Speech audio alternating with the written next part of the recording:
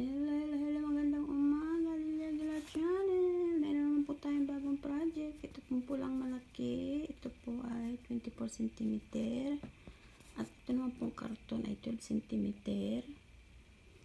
At ito naman po ay 8 cm. At itong puti ay 10 cm. Ito naman po ay 5 cm. Kailangan po natin itong yarn para sa buhok. At ito pong cotton. Yan. At saka ito pong yan mga kaibigan, kailangan natin parang gamitin kamay at paa. So yan muna mga kaibigan ang ating project. Yan, materials po natin sa ating project. Ayan.